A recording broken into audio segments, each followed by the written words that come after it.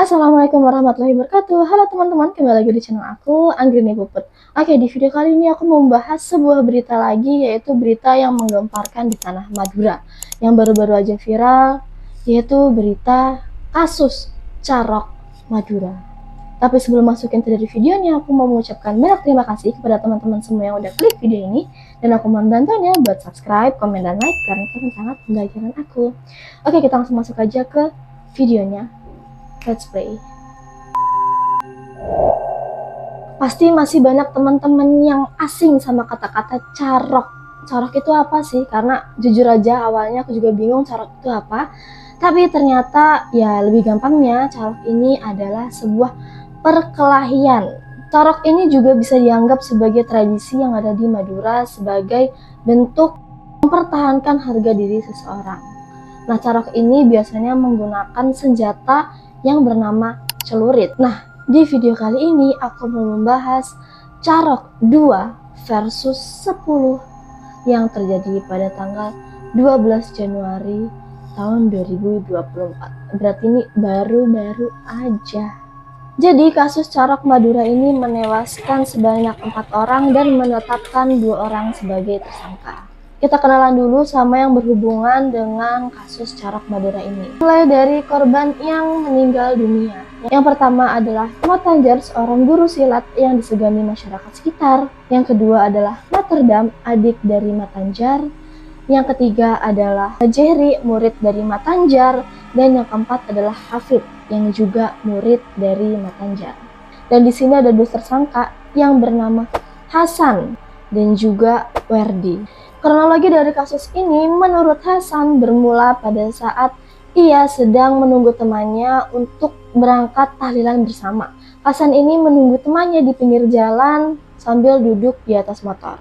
Pada saat ia sedang menunggu, Hasan ini melihat motor yang dari lawan arah ini melaju dengan sangat cepat. Cahaya dari motor itu membuat mata Hasan ini silau, dan ternyata yang mengendarai motor itu adalah Materdam dan juga Matanjar. Karena hal ini, Hasan mencoba menegur Materdam dan Matanjar secara baik-baik.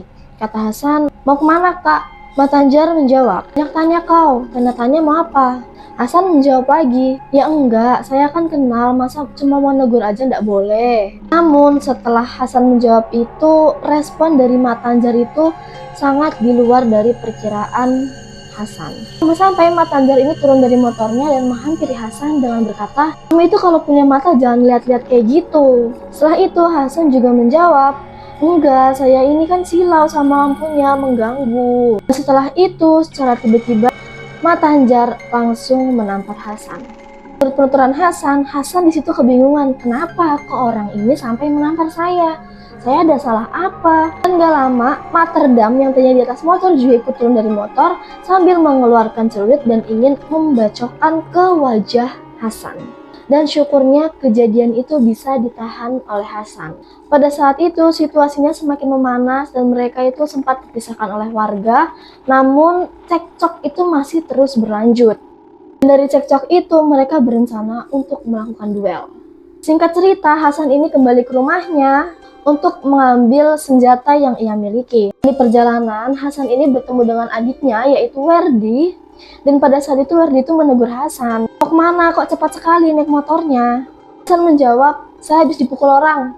Ayo kita pulang." Sampai di rumah, Hasan ini langsung masuk ke kamarnya dan mengambil 2 senjata yang ternyata senjata itu adalah celurit yang dimiliki oleh Hasan untuk dibawa oleh dirinya dan juga Werdi. Pada saat ingin meninggalkan rumah, Hasan dan Werdi ini juga sempat bertemu dengan uminya. Dan pada saat itu, Umi juga sempat melarang Hasan untuk berangkat. "Kemana? Kau bawa celurit? Gak usah pergi kamu, di sini aja." Gitu kata Umi. Hasan yang sudah sangat tersulut emosi, ia menjawab, "Doain saja Umi, saya lagi ada masalah ini." Setelah mereka berdua berpamitan, mereka langsung meninggalkan rumah dan menuju ke lokasi tempatnya yang tadi. Sesampainya di sana, Matanjar dan Materdam yang tadinya mereka itu hanya berdua, ternyata mereka itu sudah dengan 10 orang temannya yang lain. Pada saat itu Hasan yang memang sudah sangat emosi turun dari motornya dan langsung melawan Matanjar. Dalam carok itu, Matanjar dan juga Materdam bisa tumbang di tangan Hasan, dan juga Hafid dan Najeri itu tumbang di tangan Werdi. Tapi yang ikut dalam perkelahian ini hanyalah 5 orang saja, yaitu Matanjar, Materdam, Najeri, Hafid, dan 1 orang yang masih belum diketahui. Dalam carok ini, Hasan bisa menumbangkan Matanjar dan juga Materdam, dan Werdi bisa menumbangkan Hafid dan juga Najeri. Sedangkan 1 orang ini mereka bebaskan karena sepertinya 1 orang ini sudah menyerah. Pada saat itu Hasan dan Werdi masih bertanya kepada 1 orang ini, kalau kamu masih mau maju, kamu bisa seperti 4 temanmu yang lainnya. Pada saat itu 1 orang ini dan teman-teman yang lainnya langsung kabur begitu aja.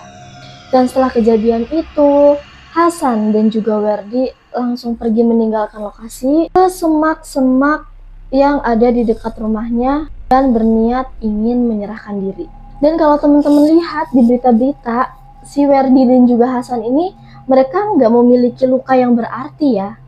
Dan ternyata katanya Hasan dan juga Werdi ini pernah mendalami ilmu silat pada saat mereka berada di Kalimantan. Sampai sekarang kasus ini masih terus berlanjut. Melalui beberapa interview, Hasan dan Werdi juga mengaku menyesal atas perbuatan yang ia lakukan, dan ia juga memohon maaf kepada keluarga korban yang telah ditinggalkan. Tapi kayaknya baru kali ini aku baca komen-komen itu, ada seorang tersangka yang malah dipuji-puji sama para netizen. Biasanya kan dihujat ya, tapi ini itu yang menghujat itu lebih sedikit daripada yang mengatakan kalau Hasan ini sebenarnya orang baik, Hasan ini sebenarnya awalnya tuh nggak bersalah, dan Hasan serta Werdi ini sudah memiliki itikat baik untuk menyerahkan dirinya kepada polisi. Bagaimanapun mereka tetap bersalah karena mereka sudah menghabisi nyawa orang lain. Dan oke, segitu aja. Mungkin ada teman-teman yang lebih mengetahui perkembangan dari kasus ini,